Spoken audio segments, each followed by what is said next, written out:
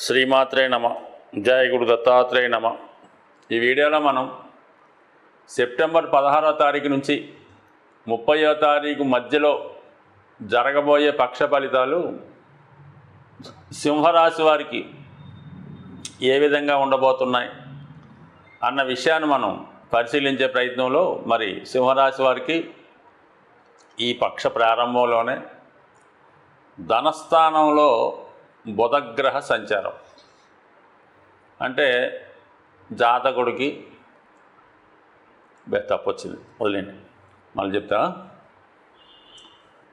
శ్రీమాత్రే నమ. జయ గురు దత్తాత్రేయ నమ. ఈ వీడియోలో మనం సెప్టెంబర్ 16 నుంచి 30వ తారీఖు మధ్యలో జరగబోయే పక్ష ఫలితాలు సింహరాశి వారికి ఏ విధంగా ఉంటాయి అని పరిశీలించినప్పుడు మరి ఈ పక్ష ప్రారంభంలోనే ధనస్థానంలో రవిగ్రహ సంచారం. ఒక విధంగా జాతకుడు తన వ్యక్తిగత ప్రయత్నంతో అటు కుటుంబ సమస్యల్ని ఆర్థికపరమైన సమస్యల్ని పరిష్కరించుకునే ప్రయత్నం చేస్తాడు. అలాగే నూతన ఉపాధి అవకాశాలు పెరిగే అవకాశం ఉంది. జాతకుడు తన స్వయం కృషితో తన సామర్థ్యంతో స్వయంగా ధనాన్ని సంపాదించడం కానీ లేదా ఏదైనా ఒక కొత్త ఉద్యోగాన్ని సంపాదించే అవకాశాలు కూడా వారి స్థాయిని బట్టి రావడం జరుగుతూ ఉంటుంది. సో తన యొక్క వాక్చాతుర్యం పెరుగుతూ ఉంటుంది. వ్యక్తిగతంగా కుటుంబంలో జాతకుడి యొక్క గౌరవం పెరుగుతూ ఉంటుంది. కుటుంబ సమస్యల్ని పరిష్కరించి ఒక కుటుంబ బాధ్యతను కూడా స్వీకరించి బాధ్యతాయుతంగా ప్రవర్తించే అవకాశం ఉంటుంది. సో ఇక బుధుడు సెప్టెంబర్ 23 వరకు రాశి అందే సంచరించడం వల్ల ఇది జాతకుడు ఏ విధంగా ధనం సంపాదించాలి అనే ఆలోచన చేయడం జరుగుతుంటుంది. కొత్త వ్యాపార అవకాశాలు, ధనం సంపాదించే అవకాశాలు జాతకుడికి రావడం జరుగుతుంది. విద్యార్థులు తన యొక్క ప్రతిభని పెంచుకునే ప్రయత్నం చేస్తూ ఉంటారు. అయితే సెప్టెంబర్ 23 తర్వాత బుధుడు స్వక్షేత్రంలోకి ధనస్థానంలోకి రావడం వల్ల ఇంకో విధంగా లాభాధిపతి ధనస్థానం ఖచ్చితంగా జాతకుడికి ప్రభుత్వ పథకాలు అనుకూలిస్తాయి. అలాగే ప్రభుత్వ నుంచి రుణ ప్రయత్నం ఫలిస్తుంది. ఏదన్నా చక్కని సహకారం ప్రభుత్వం నుంచి ప్రభుత్వ అధికారుల నుంచి లభించే అవకాశం ఉంది. జాతకుడు కూడా తన వాక్చాతుర్యంతో తన తెలివితేటలతో ఏ సమస్యనైనా పరిష్కరించుకునే ప్రయత్నం చేస్తాడు. ఇది విద్యార్థులు మంచి విజయం కూడా లభించే అవకాశం ఉంది. మొత్తం మీద ఈ బుధుడు రవి ఈ పక్షం అంతా కూడా జాతకుడికి ఆర్థిక సంబంధించిన విషయాల్లో చాలా బాగా ఉపయోగపడే అవకాశం ఉంది. ఇక శుక్రుడు సెప్టెంబర్ 18వ తారీఖు నుంచి స్వక్షేత్రంలోకి రావడం వల్ల జాతకుడు తన వృత్తిని అభివృద్ధి చేసుకునే ప్రయత్నం చేస్తాడు. కొత్త వారి పరిచయం ఏర్పడుతుంది. వారి యొక్క సహకారంతో తన యొక్క వ్యాపారాన్ని వృద్ధి చేసుకునే ప్రయత్నం చేస్తాడు. అంటే శుక్రుడు 3వ క్షేత్రంలోకి రావడం వలన జాతకుడికి వృత్తిలో కొన్ని మార్పులు వచ్చే అవకాశం ఉంది. వృత్తిలో అభివృద్ధి కొరకు స్త్రీల యొక్క సహకారం కానీ, జాతకుడు ఉద్యోగస్తుడైతే సహా ఉద్యోగినుల యొక్క సహకారంతో తను ఇంకా అభివృద్ధి చెందడం కానీ, కొత్తగా వృత్తిలో అభివృద్ధి సాధించడం, కొత్త విషయాలు తెలుసుకోవడం, ఇవన్నీ కూడా జాతకుడు స్త్రీల సహకారంతో తన నైపుణ్యాన్ని పెంచుకునే ప్రయత్నం జరుగుతుంది. అదే సింహ రాశి వారి స్త్రీలై ఉంటే ఖచ్చితంగా వాళ్ళకి నూతన ఉద్యోగ అవకాశాలు పెరుగుతాయి. అలాగే వాళ్ళ యొక్క సొంత ప్రయత్నంతో వివాహం ద్వారా ఏర్పడినటువంటి సమస్యల్ని పరిష్కరించుకోవడం కానీ, అలాగే వారి యొక్క వివాహాన్ని వారే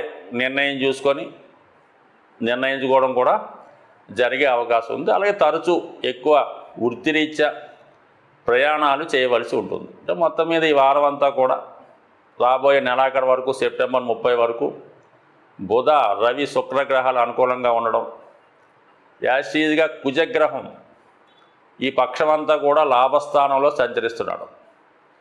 సింహరాశి వారి యొక్క సమస్యల నుంచి బయటపడడానికి ఒక్క కుజగ్రహ సహకారం చాలు.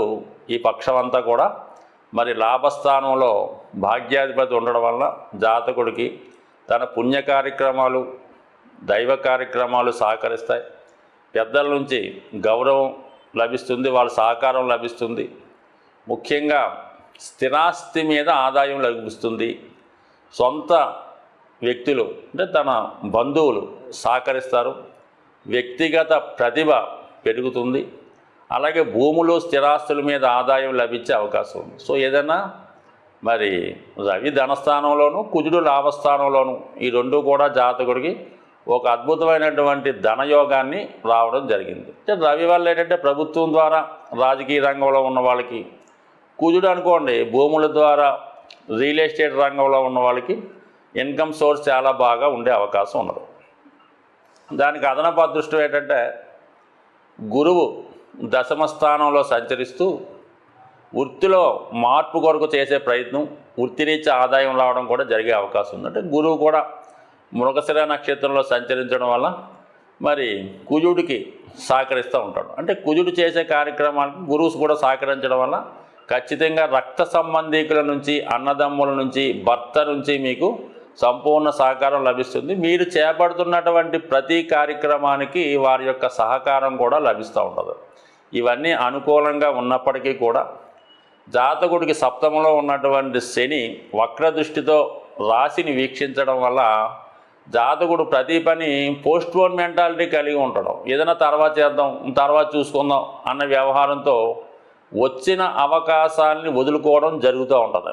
చాలా వరకు తన నెగ్లిజెన్సీ వల్ల, పోస్ట్పోన్మెంట్ వల్ల చాలా అవకాశాలు పోగొట్టుకోవడం జరుగుతూ ఉంటుంది. కాబట్టి మరి ఎప్పటికైనా అశ్రద్ధ చేయకుండా జాతకుడు తన ప్రయత్నాలు ప్రారంభిస్తే 100% అటు వృత్తి వ్యవహారాలు, కుటుంబ వ్యవహారాలు, ఆర్థిక విషయాలు అన్నీ కూడా 100% సక్సెస్ అయ్యి జాతకుడికి విజయ అవకాశాలు ఎక్కువగా లభించే అవకాశం ఉంటుంది. అలాగే ఫర్ ది సేమ్ టైం జాతకుడు మరి భూముల మీద కానీ, స్థిరాస్తుల మీద కానీ పెట్టుబడి పెట్టడం కానీ, కొత్తగా ఏదన్నా వ్యాపారాన్ని ప్రారంభించడానికి కానీ ఇది అనుకూలమైనటువంటి సమయం. చాలా వరకు ఈ రాశి ఫలితాలు ఒక్కొక్క నెలలో ఒక్కొక్క విధంగా జరుగుతుంటాయి. ఈ కార్తీక మాసం, ఆశ్వీజ మాసం, ఈ మాసాల్లో ప్రతి వాళ్ళకి కూడా అన్ని గ్రహాలు బాగా పనిచేసి వాళ్ళు చాలా యాక్టివ్గా, ఆర్థిక పరంగా చాలా అనుకూలంగా ఉంటారు.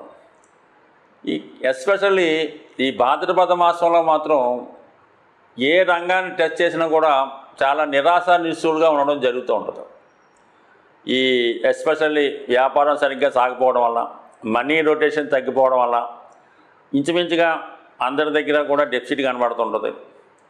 సో ఏదైనా ఈ భాద్రపద మాసంలో ఈ నెలలో ఎస్పెషల్లీ సెప్టెంబరు 18వ తారీఖు నుంచి మహాలయ పక్షాలు ప్రారంభం అవడం జరుగుతుంది.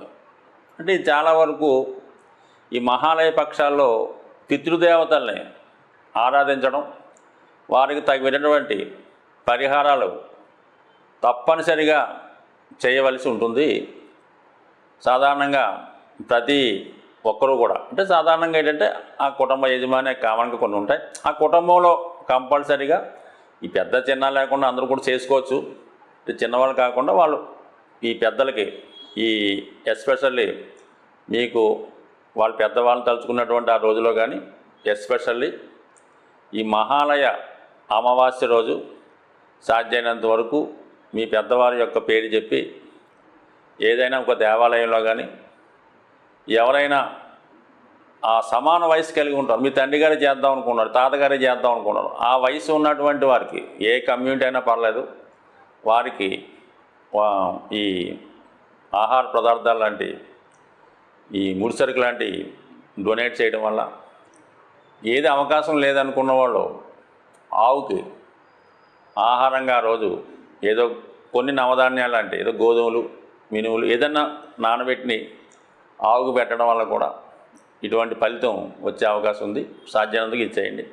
కామన్గా ఈ ధన సమస్యలు పరిష్కారం అవడానికి ఒక అద్భుతమైన రెమెడీ ఏంటంటే ఈ నవే డేస్లో ఎస్పెషల్లీ ఈ భాద్రపద మాసంలో ఆంజనేయ స్వామిని ఆరాధించడం వల్ల ఎస్పెషల్లీ ఎవరైతే ఆర్థికపరమైన సమస్యలతో ఇబ్బంది పడుతున్నారు అనుకున్న వాళ్ళు మీకు దగ్గరలో ఉన్నటువంటి హనుమాన్ ఆలయంలో మంగళవారం రోజు ఆర్థిక సమస్యలు ఉన్నవాళ్ళు మంగళవారం రోజు స్వామికి వడమాల వేయడం వల్ల, దాంతోపాటు తేనె నైవేద్యంగా పెట్టి విధి విధానంగా పూజించడం వల్ల 100% ఆర్థికపరమైన సమస్యలు పరిష్కారం అవుతాయి.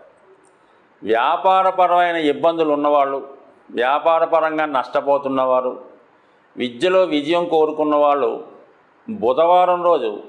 బుధవారం రోజు స్వామికి తమలపాకుల మాల 41 వేయచ్చు, కామన్గా 108 వేయచ్చు. దాంతోపాటుగా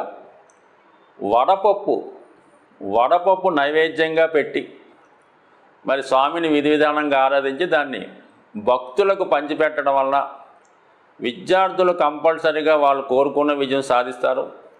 వ్యాపారులు ఖచ్చితంగా వాళ్ళ వ్యాపారం తిరిగి మళ్ళా పునఃప్రారంభమై కొత్త విషయాలు సాధించే అవకాశం ఉంటుంది.